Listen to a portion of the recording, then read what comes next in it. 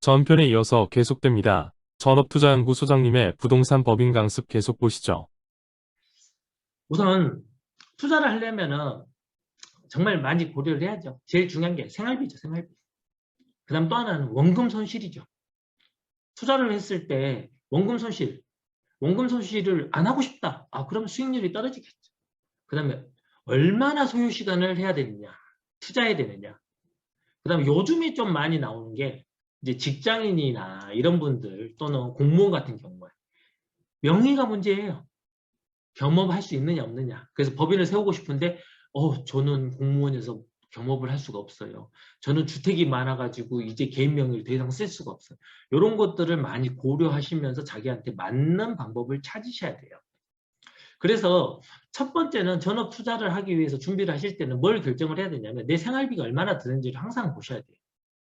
그리고 이거 고정 비용을 알기 위해서 목표 수익도 결정하셔야 돼요. 이게 목표 수익을 결정할 때 사람들이 가장 헷갈리는 것 중에 하나의 문제가 뭐냐면요. 이거를 생각 안 해요. 자본금. 우리가 얘기하는 시드예요, 시드.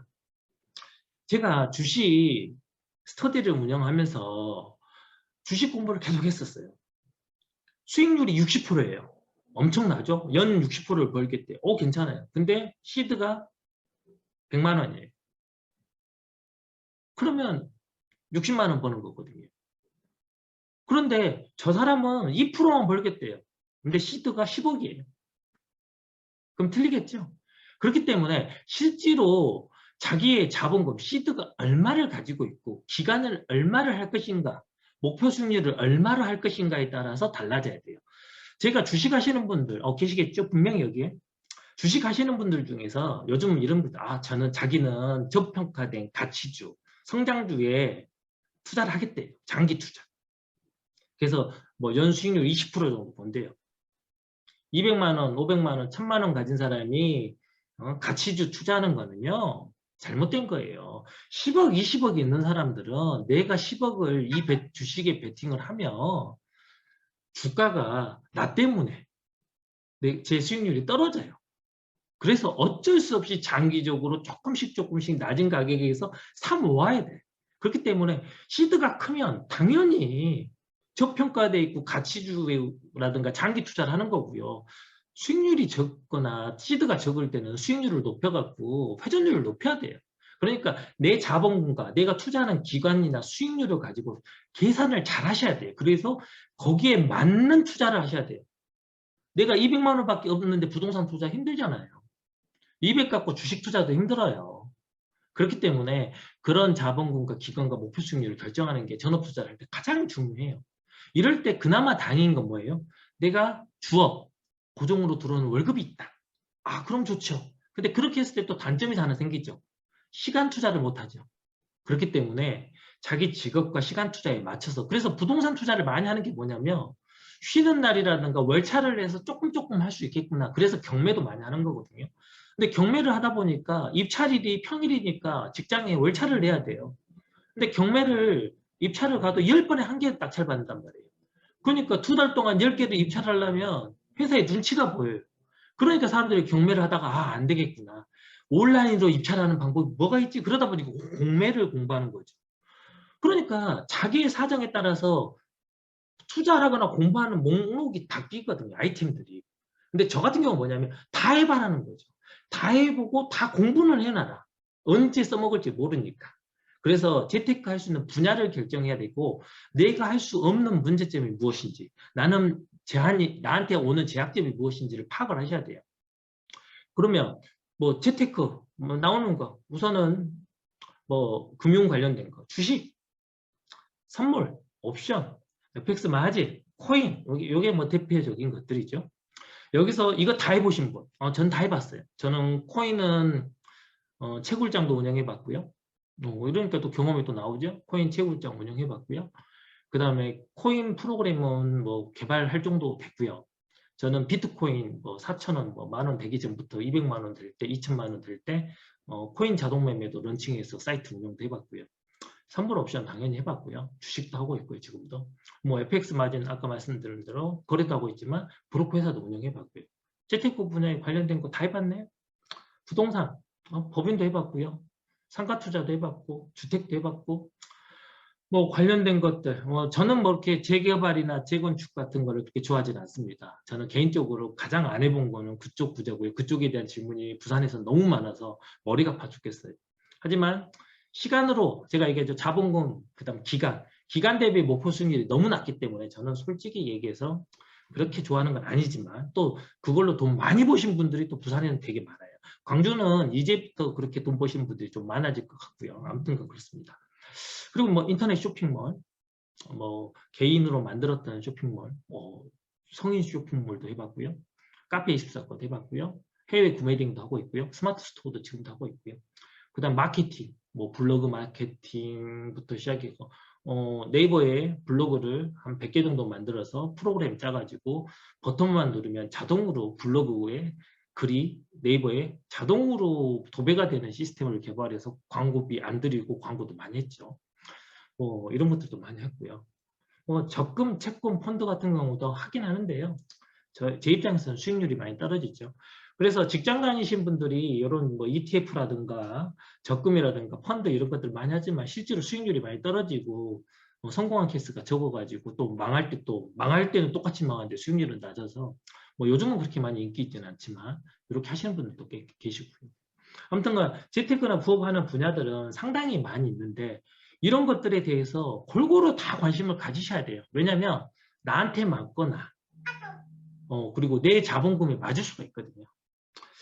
우선은 저 같은 경우에는 문제 해결을 위한 수익 모델을 결정하는 걸 좋아해요. 우리가 지금 부동산 법인을 할 건데 부동산 법인을 하게 되는 첫 번째 이유는 뭐냐면 개인의 명의의 다주택 중과, 취득세 중과, 그 다음에 양도소득세가 너무 비싸다.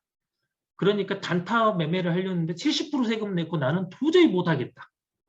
그래서 법인으로 넘어가죠. 그렇게 양도소득세의 문제를 해결하기 위한 그 방법이 무엇일까를 찾다 보면 수익 모델이 결정이 돼요.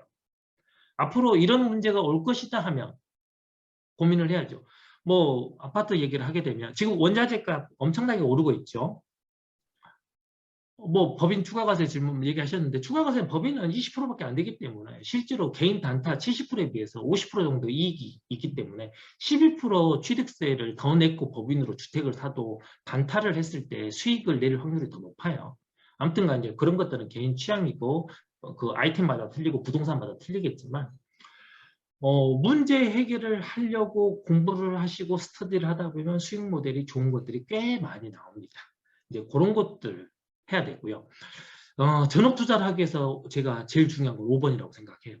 뭐 자본금, 시드 없는 사람은 어떻게 해요? 공부하면 되고 문제점 파악은 내가 문제점 파악을 못하거나 수익 모델을 결정 못해 그럼 전문가한테 의뢰하거나 전문가 강습을 들으시면 돼요. 그러니까 제가 할 수 있는 것 중에 첫 번째가 뭐라고 생각하냐면 돈을 들이거나 물어볼 때가 있는 것들은 문제점이 안 돼요. 그런데 내가 전혀 움직이지 않아. 내가 실전에 전혀 도전하지 않아. 소액이라도 한 번도 안 해. 부동산 투자를 하고 싶은데 공부만 하지 한 번도 투자를 안 해. 그럼 필요 없어요. 그럼 전업 투자 못 해요. 보통 주식을 하려면 뭐부터 해야 되죠? 주식 계좌를 만들어야 되죠. 그래서 삼성이든 쓰레기 주든 한 개라도 사봐야 돼요. 그래서 주식 계좌를 만들어야 투자를 하는 거예요. 그럼 거꾸로 얘기할게요. 그러면 우리가 부동산 법인으로 투자를 할 거다. 그럼 부동산이 나오면 법인을 세워야 될까요? 법인을 만들고 부동산을 찾아야 될까요? 지금까지 부동산이 나오면 법인을 설립하겠습니다 하는 사람들은 이미 투자를 하는 사람이에요. 그런데 법인을 만들면 부동산을 찾게 돼요. 돈이 들어갔기 때문에 투자를 했기 때문에 이미 나는 전업 투자는 아니어도 투자자예요. 그렇기 때문에 실제 도전을 하려면 무조건 소액이라고 경험을 하셔야 돼요. 제가 부동산 갭 투자를 전문으로 하게 된 이유가 전문은 아닙니다. 저는 그쪽이 전문이 아니기 때문에 뭐 MPL이나 이렇게 돈 안 들이고 무피나 풀피로 상가 하나 공짜로 받아내는 뭐 그런 기법들 연구하고 한 방에 대박을 내면서도 안전한 거 이런 거가 전공이지 갭 투자, 법인 투자가 전공이 아니에요. 그런데 제가 스터디를 하다 보니까 부동산 투자를 하는데 너무 겁을 내는 거예요. 그래서 소액으로 할 수 있는 게 가장 쉬운 게 법인 갭 투자이기 때문에 배워봐라. 그리고 부동산 법인이라든가 법인 운영하는 게 어렵지 않다. 그래서 내가 이 법인 운영하는 방법만 알면 어떻게든지 먹고 사는데 도움이 되겠구나. 저는 뭐라고 얘기하냐면 부동산 투자 안 할 건데 법인 세울 거야 하면 무조건 세우라고 그래요. 안 할 거여도 법인을 세워도 써먹을 때가 있어요. 조금 이따가 어떻게 써먹는지 간단히 설명드릴게요. 그래서 주식 투자는 주식 계좌 만들기부터, 부동산 투자는 명의자 구하기부터 그랬어요. 명의자 구한다는 건 뭐냐면 법인 자체도 명의자예요. 내가 아닌 다른 아바타를 만들어 내가 아닌 개인 명의를 가지고 명의를 구하는 거죠. 그렇기 때문에 보통 이런 경우가 있거든요. 저는 무주택인데요. 법인을 꼭 세워야 되나요? 이렇게 질문하시면 됩니다. 당연히 세워야죠. 무주택자 같은 경우에는 무주택에 주는 굉장히 좋은 혜택들이 많아요. 그래서 청약을 받았거나 세금의 혜택을 받을 수 있는 굉장히 좋은 조건이니까 그 조건을 유지해서 정말 똘똘한 한 채를 청약을 받으셔야 돼요. 그리고 쓰레기 같은 썩비리라든가 500만 원, 1000만 원짜리 아파트 갭 투자는 법인으로 하셔야 돼요. 내가 500만 원짜리 투자해서 500을 벌기 위해서 내 개인 명의를 날린다? 평생 첫 번째 주택을 혜택 받을 수 있는 거를, 취득세대 혜택도 받을 수 있는 거를, 그건 미친 짓이죠. 그렇기 때문에 무조건 명의예요. 명의를 많이 가지고 있으면 돈이 돼요. 예전보다 친척들하고 관계가 좋아야 돼요. 그래야지 먹고 살기가 좋아요. 안 좋다. 그럼 어떻게 해요? 어린 아들들을 빨리빨리 집 밖으로 내보내서 사업자를 만들어가지고 세대 분리를 시켜주셔야 돼요. 그래서 우리 자식이 둘이면 두 명이 다 세대 분리를 해서 우리가 그렇다고 해서 부부끼리 이혼하지는 마세요. 이혼까지를 강행하면서까지 하시면 좀 그렇고요. 그래서 구분하면서 명의를 늘려가셔야 돼요. 그렇기 위해서는 전업 투자를 하시기 위해서는 이런 것들, 제일 중요한 건 5번 실전 투자에 도전하기 위한 준비를 하셔라. 나머지 것들은 2번은 제가 못 해드려요. 자본금, 특히 이 부분을 못 해줘요. 1번 고정비용, 생활비를 아끼거나 목표 수익률을 결정하는 건 제가 못 해드려요. 2번 자본금까지 제가 못 해드려요. 기간 목표 수익률, 재테크 결정, 문제점, 해결하는 수익 모델 이런 건 제가 다 해드릴 수가 있어요. 5번도 제가 못 해드려요. 그러니까 여러분들이 5번을 하기 시작해야 투자가 되는 거예요. 그래서 지금 당장이라도 제 강의를 듣고 법인을 만들 생각이 안 들었다. 그러면 55,000원 아까운 거예요. 그 55,000원조차도 이 도전하기 소액으로 경험하는 거거든요. 10만 원, 20만 원, 제가 우리 광주 쪽 투자자들은 강의비조차도 아깝다고 생각하는 얘기를 듣고 저도 광주 출신이고 전라도 광주에서 태어나서 대학교 전까지 다니고 부모님이 아직도 광주에 살고 계시지만 너무 안타까워. 제가 전업투자연구소를 광주에 안 차린 이유는 그래도 광주에서 투자하면 과연 투자를 배우러 온 사람이 얼마나 될 것인가에 대해서 고민을 많이 했죠. 뭐 그렇다고 해서 부산이 엄청나게 투자를 잘하지는 않습니다. 실제로는 서울 경기도가 투자를 가장 잘해요. 이유가 뭐냐면 옆에서 다양한 방법으로 돈 모으는 사람들을 봐요. 그렇기 때문에 자기들이 판단할 수가 있어요. 부산은 재개발이나 재건축에 투자를 많이 해요. 왜? 주위에서 보는 사람이 재개발, 재건축으로 돈 번 사람만 있고 주식, FX 뭐 이런 거 선물 옵션 해갖고는 사기당한 사람밖에 없어. 그렇기 때문에 무조건 부동산은 재개발, 재건축만 봐요. 그래서 주위에 어떤 사람들이 많으냐에 따라서 투자를 하는데도 결정이 되거든요. 그래서 가능하시면 서울 경기권 쪽 사람들 톡방도 많이 들어가서 보시고요. 그 사람들이 어떻게 돈 벌었는지 너무 귀를 닫고 보지 마세요. 그래서 부산이 투자를 잘하지만 너무 부동산 쪽에서도 재개발 쪽이 좀 많아가지고 안타깝고요. 더 다양한 투자를 해야 되는데. 그리고 광주가 굉장히 부동산 법인 투자하기 좋은 지역인데요. 우리 밭을 다른 지역 애들이 다 수익 뽑아먹고 소문 다 난 다음에 광주 사람이 들어가고 뒷담화리 하는 경우가 되게 많습니다. 제발 그러지 마세요. 내 땅에서, 내 바운더리 안에서 딴 사람들이 돈을 벌어가는 거를 그렇게 모르고 있다가 뒤통수 맞지 마시고요. 공부하시면 저 광주에 갭투자 아파트 6채 있습니다. 지금도. 예, 알겠습니다. 그래서 다음 거를 넘겨볼게요. 다음 편으로 계속 이어집니다. 끝까지 들어보세요.